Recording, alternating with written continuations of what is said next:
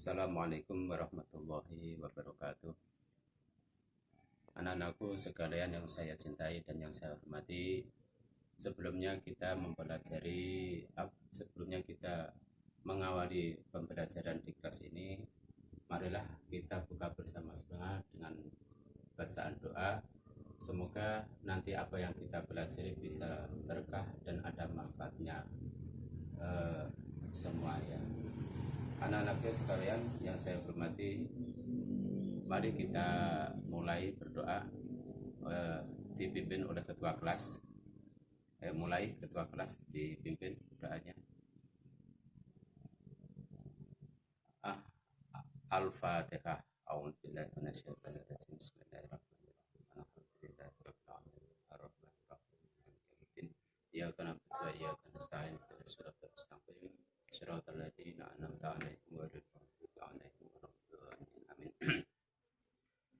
Dan selanjutnya, sebelumnya kita mengawali pelajaran, lebih dahulu saya mau memperkenalkan diri saya, karena di sini saya guru baru. Alangkah baiknya kalau kita untuk memperkenalkan diri. Nama saya Mas Roan, dilahirkan di Bojonegoro, Kecamatan Dander, Desa Kompak Dalem, dan orang tua saya juga asli dari orang Kompak Dalem. Dan jelas ya nama saya, kalau sewaktu-waktu ketemu dengan saya di jalan-jalan, untuk disapa ya. Terus selanjutnya absennya di absen satu-satu. Tapi masuk semua ya ini. Oh ya sudah. Ada yang tidak masuk satu. Kemana? Oh, ke sawah. Macul ya. Ya gak apa-apa, ini masuk musimnya musim macul mari.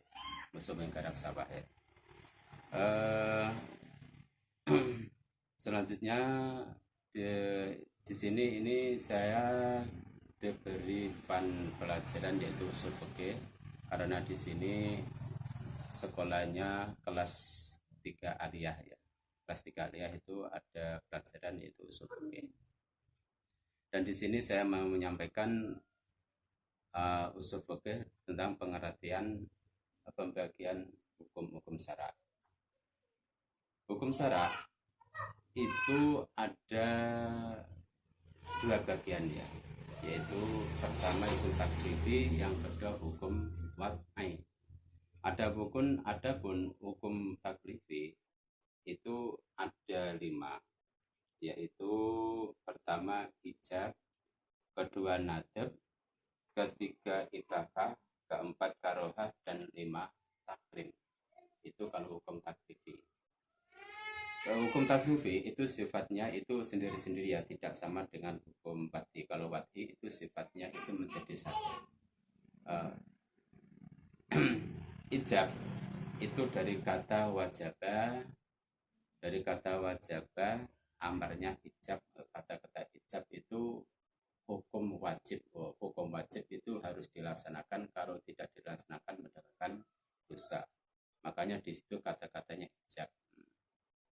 Jadi kalian semua sudah tahu kan, ijab itu kan fi'il amar dari wajib, artinya perintah yang wajib ya. Kalau tidak dilaksanakan mendapatkan dosa, kalau dilaksanakan mendapatkan pahala. Terus hukum yang nomor 2 yaitu nadab. Nadab itu sunat. Sunat itu pengertiannya apabila dilakukan mendapatkan pahala, kalau ditinggalkan tidak mendapatkan pahala. Contohnya seperti sholat sunat rawatib itu ya. Itu kalau kalau dilakukan mendapatkan pahala, kalau ditinggalkan tidak mendapatkan apa-apa. Itu nadab. Terus yang nomor 3 yaitu ibahah. Ibahah itu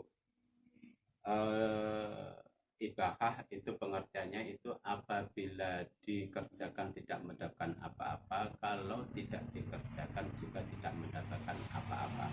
Cara bahasa Jawane yaitu wenang, seperti makan, itu contohnya ya. Dan saya lanjutkan yaitu nomor 4 yaitu ibahah.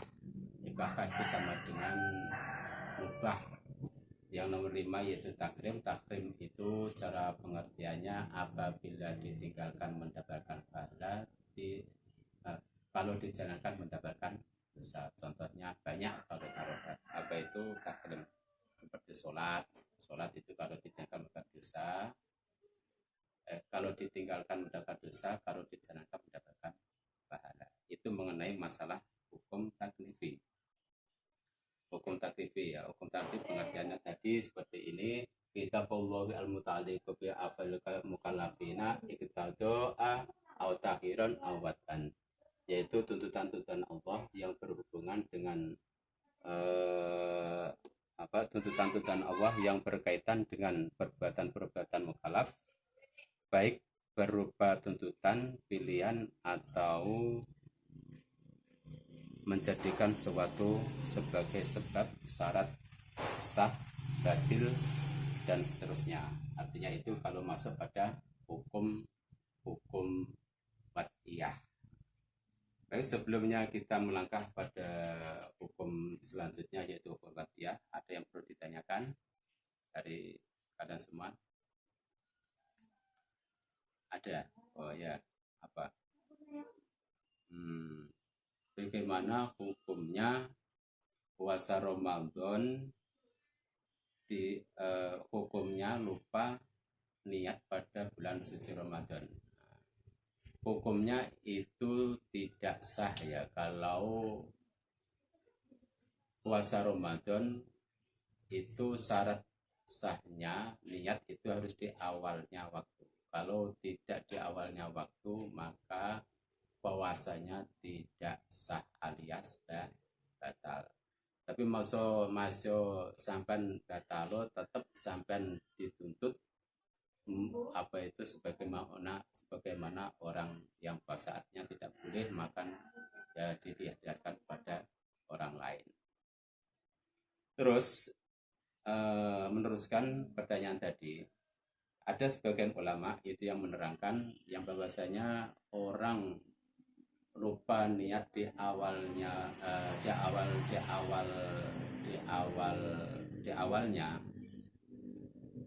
ketika mereka itu ketiduran, itu ada yang memperbolehkan puasanya, itu boleh artinya sah, tapi dengan syarat di awal bulan Ramadan itu harus niat 1 bulan penuh ya, kan ada itu ya. Jadi untuk menjaga ini sewaktu-waktu apabila kita itu lupa dalam niat, maka puasa kita itu sudah sah, artinya niatnya itu ikut yang awal bulan tadi ya. Bisa terima ya? Ya. Oke, sekarang melanjutkan hukum wad'i.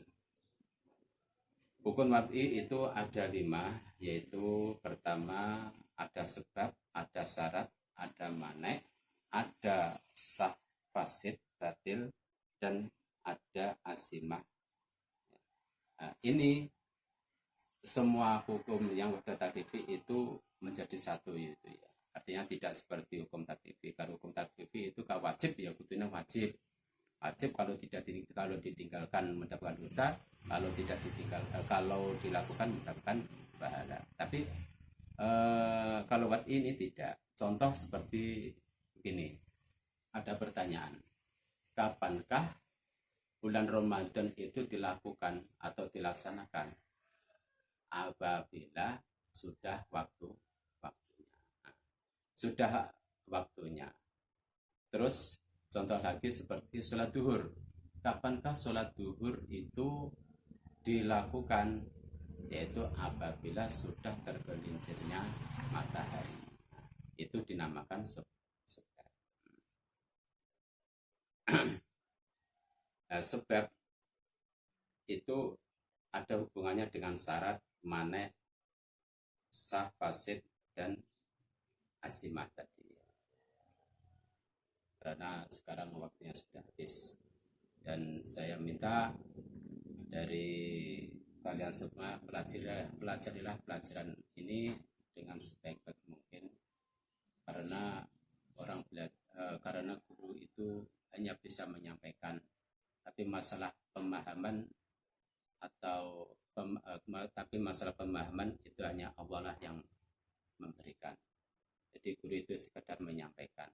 Tapi kita harus berusaha bagaimana kita bisa mempelajari pelajaran-pelajarannya sampai paham.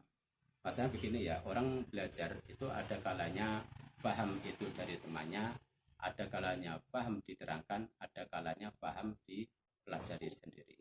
Jadi antara tiga pasti itu kalau kita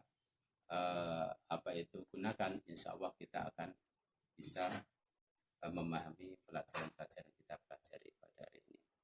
Dan selanjutnya saya pesan kepada kalian semua, jagalah kesehatan kita semua, karena sekarang ini ada wabah, yaitu wabah corona. Hampir semua negara, semuanya di dunia ini terkena wabah ini. Untuk itu maka saya menghimbau kepada kalian semua, marilah kita jaga kesehatan kita sendiri-sendiri dan mengikuti anjuran-anjuran dari pemerintah. Semoga apa yang disampaikan pada pemerintah mari kita patuhi supaya wabah kita yang ada di negara kita ini cepat terselesai. Amin ya rabbal alamin. Dan terakhir kalinya, marilah kita tutup bersama-sama dengan bacaan Alhamdulillahirabbil alamin. 3 kali Alhamdulillahirabbil alamin, Alhamdulillahirabbil alamin. Dan kami akhiri sekian. Wassalamualaikum warahmatullahi wabarakatuh. Waalaikumsalam warahmatullahi